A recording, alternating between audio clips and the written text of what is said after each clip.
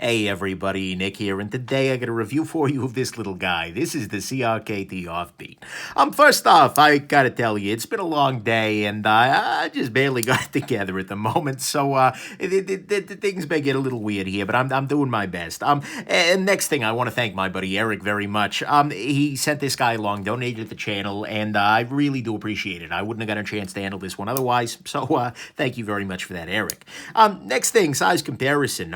This is actually a weirdly large knife compared to what I thought. I mean, okay, that's a really stupid question, statement that is, because, oh, it's large compared to, what does that matter? But look, when I looked at this guy online, I thought it was going to be substantially smaller than it is, but it actually turns out, like, blade length-wise, we're coming in right around 3.5 inches here. And so, it's a big one. And you're not getting a whole bunch of blade for your handle here. The actual sharpened length of the blade here is actually closer to, 3.1 inches, whereas the handle, a lot of that handle's going to something else. And so that's not something that I'm particularly over the moon with, but hey, whatever. Next thing, here's your Spyderco Delica, size comparison as always. And then here we're going to compare it against a knife that is similar in some ways, but couldn't be more different in other ones. Right here is the Chris Reeve Knives tie lock, and you can see they actually have very similar approaches to locking up. In the case of the tie lock, the little bar here is mounted on the blade and falls into this groove in the handle, whereas in this guy, the little bar is mounted on the handle and falls into the groove on the blade, but they're working in a very similar way. In order for this blade to close right now, it would need to literally pull this back strap off in that direction. That ain't happening. So there you go. It's actually a very old design by Pat Crawford. He's the designer, and Cricket has kind of resurrected it and made it here, and so there you go. That's a very Cricket thing to do.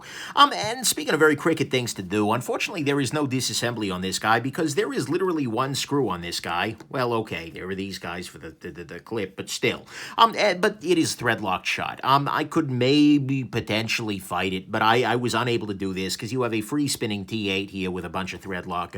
It's not worth the battle. And so that's why there's no disassembly on this guy. And then finally, this is going to be a quick review because, yeah. So on the good side, first off, this is relatively simple construction. Really, like I said, there's one screw on it. There's just the pivot. It's sort of an integral sort of thing in how it's made, how it's actually made. I'm actually, at some level, a little curious how it's put together. I was hoping to be able to take it apart. I kind of suspect that what went on is they did like some welding or something and then sanded it off in the back here, right? Whatever it is basically an integral knife for all intents and purposes. And so, I always appreciate things like that, and so there you go. Next thing, the opening and closing on this guy are relatively smooth. It's running on phosphor bronze washes in there, which is nice. Unfortunately, part of the reason it's so smooth is because it's also kind of loose. So I don't know. It's good, but at the same time, at what cost? Next thing, this has a very nice blade on this guy. It has a sharpening choil, which I appreciate. It is a relatively hollow grind on this guy. Which means it is pretty thin behind the edge, and I appreciate that very much. The blade stock on it is pretty thin. It looks to be about the same thickness as the Delica here, and with that hollow grind, it really does thin right out. And, it's a good and pointy, which is going to make it very useful for a bunch of things. This is a great envelope knife. Oh, my God, does this thing handle envelopes? Which, I know that's what everybody... I'm a high-speed, low-drag envelope operator over here, so, trust and believe this one's battle-tested, if you... battling envelopes. Anyways, I digress. So, but I do like the blade very much. That's my very favorite part of this knife. Like this blade from here on out, nice. Appreciate it. And then finally on the good side, the price is cheap. This is a $25 knife. I'm actually not sure that the price being that cheap is a good thing. We'll come back to that one later. But that is definitely something I appreciated here and makes it a lot more palatable being where it's at. So to me, that's the good here. So it's $25, which, yeah, okay. It's a nice blade. It's got a relatively smooth open and close, although at what cost? And the construction on it is a very simple sort of thing. On the bad side, man. To start with, it's HCR 13 MOV steel, which is fine, I guess, but it's also $25, so I can't get too bad a shape there. Next thing, this guy does have serious lock stick. There's a fair amount of force required to kind of pop it loose, and that's much more force than is required to just lift it out of there. So it has a little bit of stickitude to it, which actually makes the knife a little bit harder to manipulate one-handed or even, frankly, two-handed. than I'd like it to be. I mean, you hear that stick disengage? It's not a great thing. And it makes this knife just feel a little bit more sketchy to work with there, particularly one-handed, as opposed to, for instance, the tie lock, which has a very smooth lock, which makes it very easy to do something like that one-handed. Not a big deal, and that's really not a fair comparison because this is like $475. This is $25, but still, that's a thing.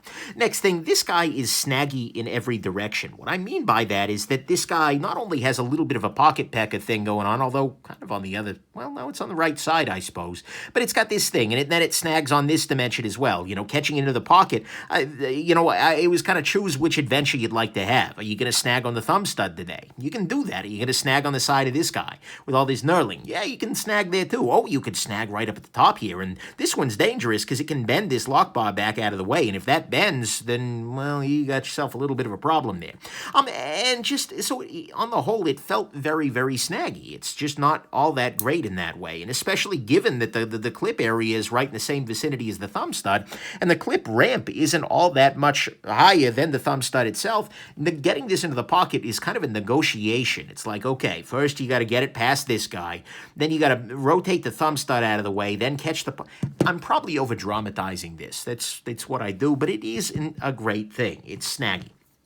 Next thing, this is a completely ambidextrous knife. I know what you're thinking. Well, Nick, that's a great thing. What about the lefties? Where's the left? Yeah, that's true. But it's a completely ambidextrous knife with a clip you can only mount on one side.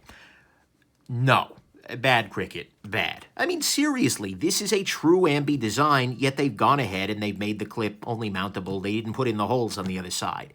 That's kind of just like a screw you lefties thing to me. And I know a lot of lefties, and this isn't like a flip a knife or anything. It can be carried, I think, reasonably safely in this orientation, but still, in the left pocket, that is. But still, not a fan.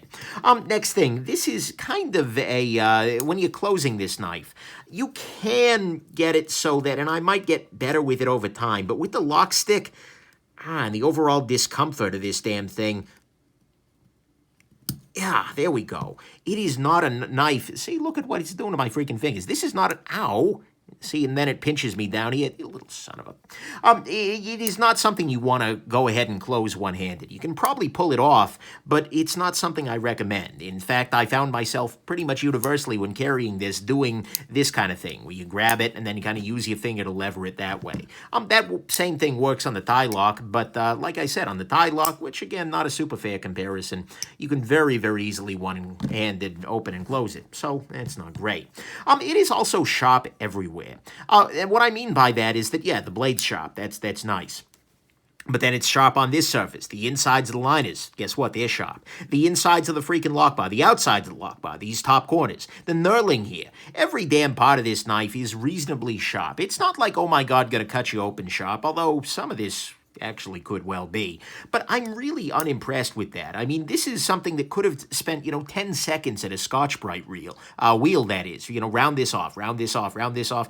Do a little bit of freaking rounding, and this knife would be much more compelling than it currently is, but they didn't, and so it isn't. And that's just not great. And particularly this knurling, this is honestly kind of awful. I mean, look, functionally speaking, I'll kind of zoom in on it here. Functionally speaking, by the way, not super even, whatever, not a huge deal. It works. It will absolutely grip your fingers in such a way that you can open this knife, but my God, is it uncomfortable. This is really kind of awful to unlock. I am not a big fan of that, and so, to me at least, that's sort of the wrong kind of texturing. There's a way to make a texture that's very grabby, that will absolutely work well in the hand, but that doesn't suck, and especially trying to do the one-hand thing. That's just super uncomfortable on the fingers here. So, hey, whatever, hashtag wimpy hands, whatever the hyper-masculine folks in the comments are going to say. But anyways, I'm not a big fan of that texturing. Then finally, well, unfortunately, there is play on every dimension here. This is Loctited shut, by the way, and that's another really ugly thing here that I should probably mention. But in its current state, which cannot be modified by the user, you have horizontal blade play of a pretty substantial degree here, as well as vertical blade play, up and down. The lock isn't quite ground well, so you get, and so you have blade play on every dimension in a knife that's Loctited shut with no real possibility of affecting that. And that just means this was poorly made. I mean, flat out. No, absolutely no. Just no. And so to me, at least, that's what's bad and probably what's ugly, too, is that there is play on every dimension. It is thread locked shut, so you can't even think about addressing that. It's awful to unlock. It's sharp pretty much everywhere, including the blade, but the other parts are more of a problem. It's two-hand open, mostly ambidextrous, except for the fact that they didn't mount the clip ambidextrously. It's snaggy in pretty much every direction. It's got some lock stick to it, and it is 8CR13 MOV. Not so stellar. Final conclusion here, in some ways, look, I mean, it's classic CRKT in two dimensions. One side, Cricut does things that are bold. They tend to make designs that you think, oh, that's weird. I wouldn't think a production company would make that, but here they did. And so that level I like. I appreciate that they're willing to try something a little bit weird, they're willing to do something a little new. But unfortunately, it is also classic CRKT in that it is made very, very poorly. With the sharp edges, the poor construction, the blade play, all of those things, the thread locker.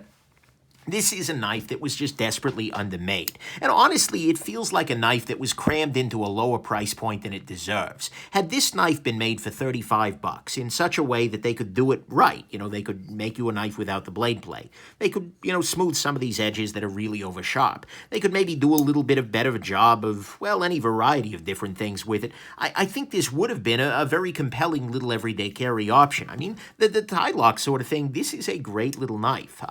Although the tie lock's got some tricks that this guy doesn't. The blade size is very nice, etc. But this is, unfortunately, just another victim of Cricut saying, this would be a great $35 knife.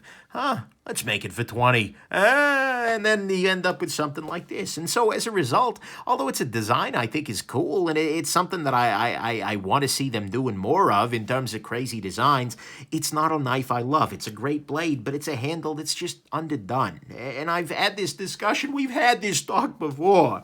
And so, again, I come back and I've had this talk before every damn time. I appreciate them doing something odd. I appreciate that they went there, that they made a little crazy here, but at the same time, not like this, Cricut. So that's my final conclusion, is that this is a knife that's got a really nice idea to it. It's got a neat design to it, but it's just not well done. And so as a result, had this been a $35 knife, this could be pretty compelling, but unfortunately, they missed the mark. Or they intended to miss the mark. I don't freaking know. And as a result, I'm not impressed. So there you go. That's the offbeat. Yeah, it's absolutely offbeat, but yeah, no. No.